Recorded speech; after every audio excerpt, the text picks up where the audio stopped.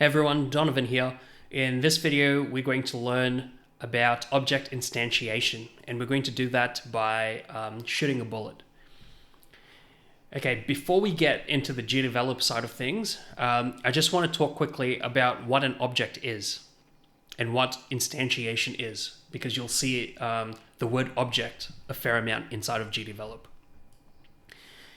In normal text-based coding, we have something called a class. So this is how it looks in JavaScript, but every programming language, well, not every, but most programming languages have their own versions of how you create a class. And what a class is simply a template for objects, right? So for example, so here, for example, I have a enemy class. And this enemy class creates a name, a health, and a strength for all enemies, right? And then down here, I'm now using that enemy class to create different enemies. So I create the class once, and then I can create objects. So each of these enemy is now an object. So I create different objects based on that class. So the class is just like a blueprint, okay? And here it's simple because I just have a name, health, strength, but I might want to create like an attack function or a die function or all the different animations and stuff like that you can have with an enemy, right? And this allows me to just create all that functionality once. And then every enemy I create from it will then all have that same functionality. Okay, so this is the class. Every time I create an enemy, that enemy is now an object. So enemy 1 is now an object, enemy 2 is now an object by itself. Okay, so they actually exist as things inside of the computer, inside of the game. When I create this enemy, I'm doing what's called instantiating the object. Okay, so if I create the enemy, I'm instantiating the enemy object from the enemy class. You don't have to remember what all that is, but it's just a quick overview so that in GDevelop, even though it says objects up here, these actually aren't fully objects yet because they don't all exist in your game space just yet, right? So these are more similar to classes. They're just the templates for each of the objects. And then when I actually drag an object into the game space, that's when I'm instantiating that object. So I'm creating that object now in my game. So here I've created a simple bullet. Where's that gone? There. I'm going to delete that. It's just a knife, but you can have your bullet. If you're a ninja, you can have a ninja star. If you're a wizard, you can have a fireball, right? It's up to you. You don't even have to be able to shoot anything just yet, but you have to know how to create an object. So your final game must have an object that gets created dynamically based on something the user does. Okay, so I have my bullet, and actually I'll open it up so you can see that it's just an animation I found online. There's no behaviors or anything like that. Okay, so I have to code this bullet to actually spawn. So I'll go into my level 1 events and I create the new event. So I've already created it. The condition is what I'm looking for. So I'm going to add a condition.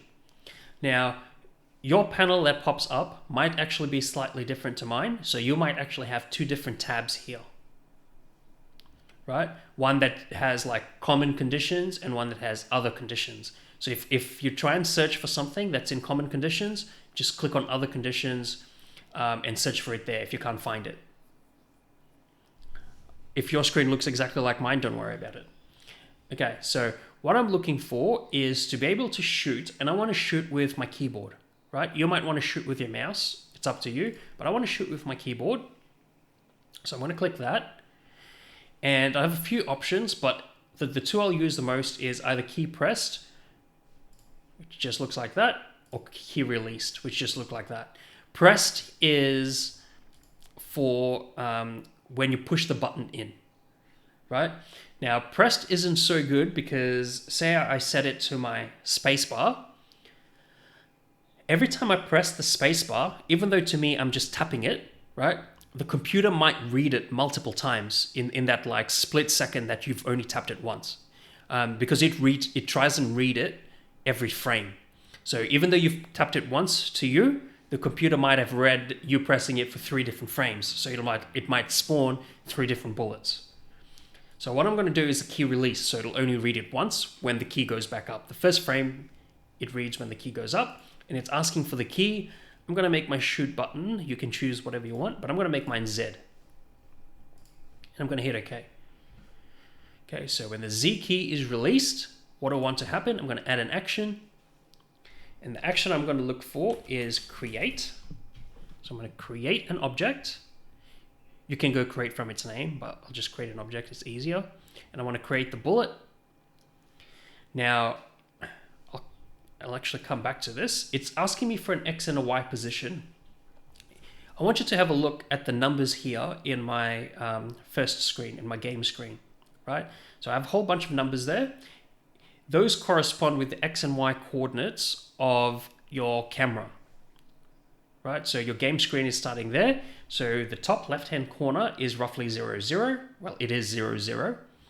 And then the further down I go, the larger your Y increases. And the further across I go, the larger your X increases. So remember in 2D world, your coordinates are always X and Y.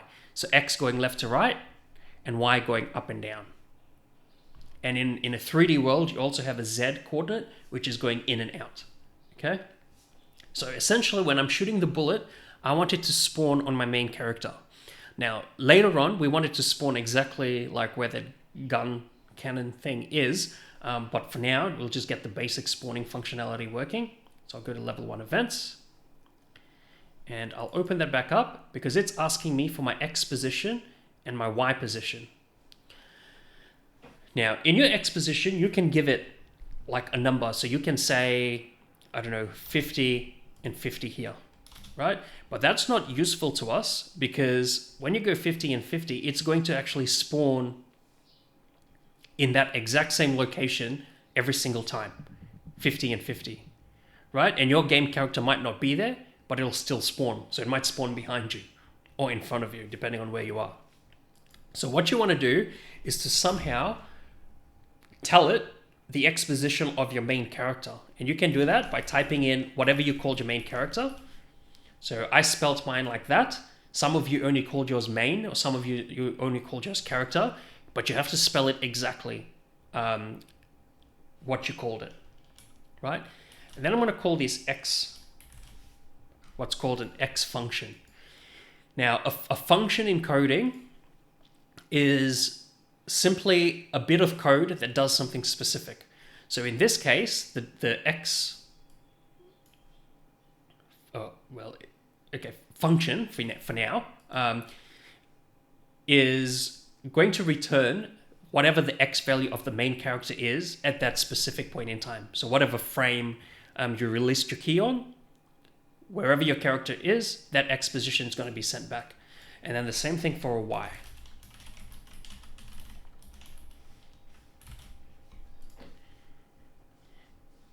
Okay, so I'm going to hit OK. So I'm going to create the bullet. So if I go back now to level 1 and hit play, and walk around, and I press Z, right, I'm creating the bullet.